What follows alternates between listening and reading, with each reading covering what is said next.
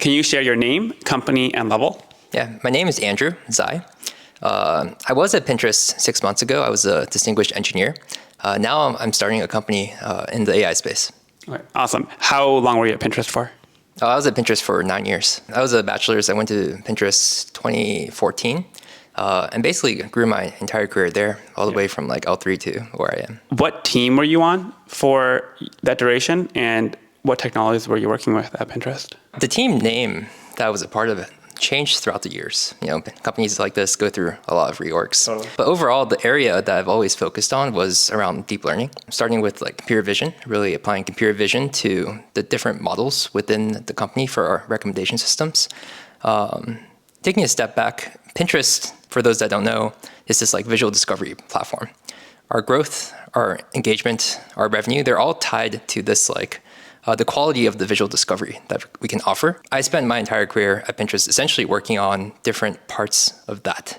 When I was a new grad, I focused on computer vision. So this is 2014. I think most people didn't realize deep learning would work. We just sort of figured out this magic of like taking this model called AlexNet, using its features to represent the image. And then this was like a really powerful representation that you can do for like visual search, discovery. We essentially used these representations for like near dupes, putting this into the search system, improve the quality of the search system, stuff like that. I really just focused on like computer vision to start. But then throughout my career, I worked on like many different modalities, worked on text, worked on graph neural networks, worked on like ranking recommendations, sort of like the scope increased as my career progressed. I know very few people who have had that much career progression and success as you had in that time at Pinterest. So I'm curious, this conviction you had in computer vision and the importance of that field, was that something that you developed while you were at Pinterest or even before you were employed? You're like, this is what I care about and I'm going to find a company that fits that. So it's actually the latter for sure. When I was at Berkeley, I spent 2 years there actually working on visual search. The project was really focused around like, can you take like street view images that like have GPS attached to it and be able to like find where a person like took a picture. So it was like doing this like triangulation method along with the retrieval. It's sort of a naive thinking, but basically even back in 2014, that was magic. That felt like magic. I really loved magic. Originally, I wanted to work on virtual reality, but then like computer vision seemed like the most practical use of my time back then.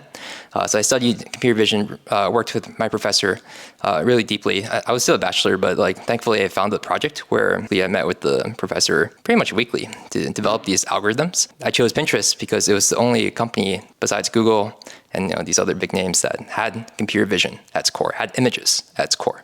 And also when I joined, it was actually really surprising. Pinterest had no computer vision. Yeah. There was one person that was working on computer vision, and I just thought it was a lot of opportunity. That template is what I've heard from a lot of people who have found huge amounts of success, is that they have this deep kind of passion and skill in the area, and it matches up so nicely with a company which is about to undergo hypergrowth, which it sounds like you had that perfect combination when you landed at Pinterest in 2014. Do you know how many distinguished engineers were there at Pinterest? There was nothing higher for ICs. There were 4 distinguished engineers out of 1,200 engineers. What would you say is the most important skill at that level? When I was a distinguished engineer, the skill set that I felt like I had was a really good understanding of both the business, because I was at Pinterest for 9 years. I had a really good understanding of what can impact the business. And then having the experience to know that like you can't do this alone. You have to have trust from all the different parts of the company. And you have to have trust in your team, really help them succeed in their own careers. If I were to summarize like one skill that really helped, it really was understanding of both people and business as well as technology. Yeah. I guess it's still not one skill. Well, I mean, and that's actually a good takeaway, right? I mean, I think the fact of the matter is that when you operate at that level, in some ways, you're not just an engineer. Like you have to bring the team, the org, in fact, the whole company along with whatever initiative you're working on. And you can't really reduce that down to just code more or be a really good computer vision engineer. Like clearly you had that company-wide impact. You're in a role where essentially every 6 months or so, you have to write high-level presentations to the executives. For me, it was really around like where ML is heading, what technology is Pinterest missing that is relevant to the business, and just help executives have this like view of like what is important next. But also for this role, you have to have the technical capabilities because I still was an IC. So you have to have the technical capabilities of working with like, L4, L3 engineers to help point them to like the right path. And of course, like building the layers, the support needed to like have a team that you can trust that can get things done. What advice would you have for an engineer to succeed as a distinguished engineer? I think it's the pursuit of impact. You become a distinguished engineer because the business finds you valuable to the point they trust you to lead these large functions. What can drive impact to the business, even though that definition of impact might be different for different companies? Find out what is the most impactful thing that you can do, and then figure out how you can get there. Like, who do you need to convince for what? Do you have the team needed to make that change? Yeah. And it's really hard to be able to navigate an organization of that scale, but that's part of the job. It sounds so simple, just have impact. But I think getting there and figuring out how you have impact, who you work with, that's the hard part, which it sounds like, it comes with tenure and skill and understanding of the domain. So I can actually give an example of like a project that was extremely impactful at Pinterest. It definitely contributed a lot to my promotion to distinguished engineer. And I think you talked to Pong. He and I worked really, really closely together on this project. To give some context, Pinterest had like hundreds of ML models at the company. But this was also done in like a long tail distribution where maybe the top 10 models contributed most of revenue and engagement and growth, these types of things. One of the efforts we had was this project called MLM. Our goal was to migrate the entire company from essentially like TensorFlow, separate projects per model type paradigms into this like centralized framework backed by PyTorch. This had a lot of like developer benefits, had a lot of like benefits for scientists as well, where because you're sharing this like repository for machine learning modules and stuff like that, it's very easy now to like come up with like to see something work in the ML space and be able to apply it to every single project. But of course, like this is a huge migration, right? Like this will take years of people's times. It would take like tens of engineers to do it, maybe hundreds of engineers to do it. You can imagine it's extremely hard to convince both leadership, both ICs, pretty much everyone that this is the right path to take. And even like the funny thing I always say is that like even though I was a distinguished engineer, I always tell people that like I've influence, but I don't have authority. I can't just like tell people do this and have the expectation that people can like feel good and actually really want to do it. For the MLM project, essentially the first 6 months was the real grind. What we had to do was we basically by hand migrated one of the most important models in the company. This was like home feed. We proved that we were able to achieve at least like pretty much like neutral latency, neutral cost.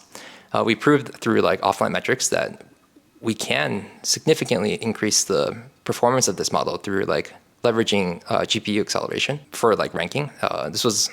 It sounds a little bit simple to move from CPU to GPU, but in this case, it involved a lot of like performance optimization to get something neutral.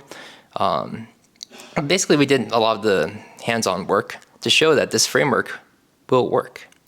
It will work for the most important model, at least on the organic side for Pinterest. We sort of like handheld a lot of the company through a series of like newsletters that we sent every 2 weeks, as well as like in-person meetings with the relevant teams. Repeated this playbook for different important models at the company until we were able to get the adoption or get the confidence needed to push this project forward. I think most people would give up pretty quickly. If you were to tell me that you're willing to take a bet and spend like 6 months to a year really doing the dirty work to convince a team to migrate to a new framework, I think most people wouldn't do it. But this was like key to unlocking this like technology shift at Pinterest. And then when I left, like I think like 80 to 85% of like ML jobs at Pinterest were on this like new framework, and pretty much all the important models. That long tail distribution, at least the top, the head, was on the framework. Two things strike me about what you just said. One is the level of patience required. Like this is not something that you get done in a week or a month. It was a 6-month minimum effort, probably a multi-half effort, not only to do the work, but then compel all the different teams to get on board and see the benefit of it. And the second thing that strikes me as a meta point is that you probably did this like a year or two ago. And yet you're still able to articulate very clearly what the problem was, how you go about solving it, and what the benefit was. And I think that's a pretty cool lesson that, when you get to that level, you have to be able to defend your work, articulate it, and then convince people to come along. And that's something that a lot of people who are heads down in the code, they don't think about enough.